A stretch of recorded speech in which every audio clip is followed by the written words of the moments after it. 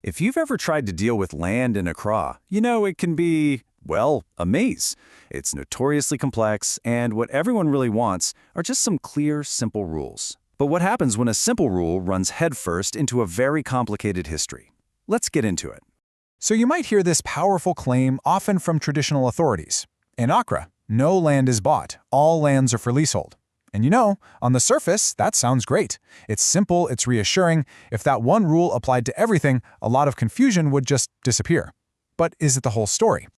And this is where things get really interesting. That statement is actually perfect advice for anyone looking to get land in Accra today.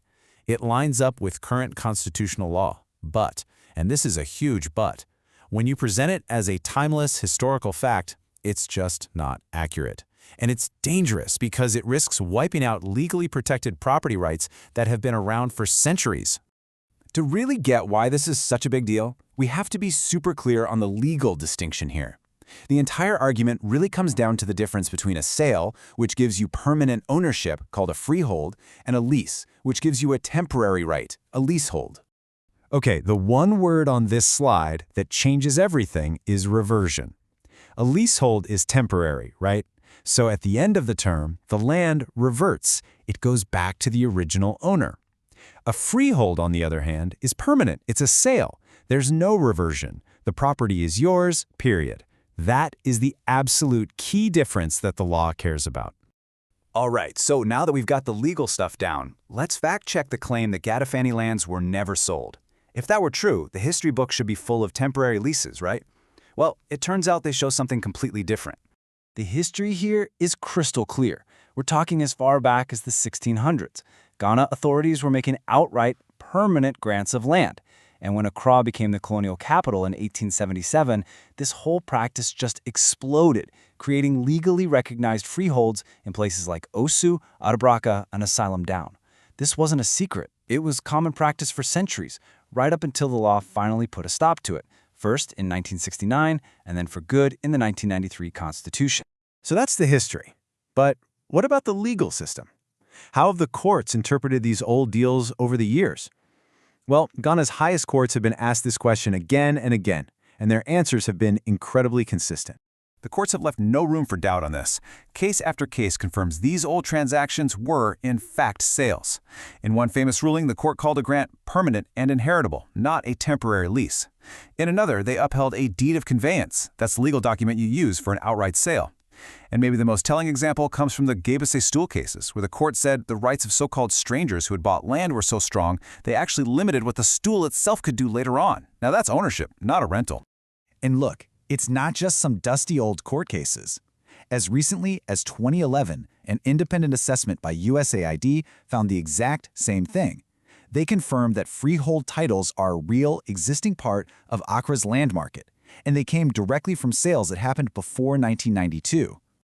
Now we get to what might be the final nail in the coffin for the no sales ever argument. And it's not about digging up another old document. It's about pure and simple logic. And you can find it right in the Constitution itself. Think about it for a second. Why on earth would the 1992 Constitution go to all the trouble of specifically banning the creation of new freeholds on stool land if it wasn't a thing that was happening? You don't make laws to forbid things that have never happened. The ban itself is the ultimate proof that selling land for freehold was a real, widespread practice that the writers of the Constitution wanted to end from that point forward. Okay, so we've dug through the history. We've looked at the law. But why does any of this matter to you, a property owner in Accra, right now? Well, it matters because it defines the kind of rights you actually have. It really boils down to two different realities, living side by side. If you have a title that was created before the 1993 ban, your freehold, your permanent ownership, is valid and it's protected by law. But if you're getting land today, the leasehold only rule is what applies to you. It's really that straightforward. Two different sets of rules for two different eras. And this really is the bottom line. For the thousands upon thousands of properties built on land that was bought as a freehold before 1993, that land was sold, and it remains sold today. These are what we call vested legal rights. They're protected by the Constitution itself, and they can't just be erased retroactively by a new proclamation, no matter how well-intentioned it might be.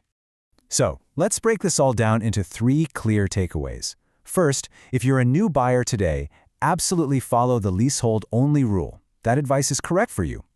Second, if you already hold a pre-1993 freehold title, know that it's a valid, binding, and protected interest. And third, for absolutely everyone, the most important thing you can do is understand the legal source of your title, because that's what determines your rights. You know, when you step back, this whole situation points to a much bigger problem. When what's said in public starts to drift away from what the law actually says and protects, you get exactly this kind of confusion, this endless litigation, and this deep insecurity that makes Accra's land market so infamous. And that leaves us with one last big question to chew on. In a massive, growing city of millions, what should be the final word on something as basic as a property right? Should it be a proclamation made today, or should it be the accumulated weight of history and the law from yesterday? That tension right there is the very heart of Accra's land paradox.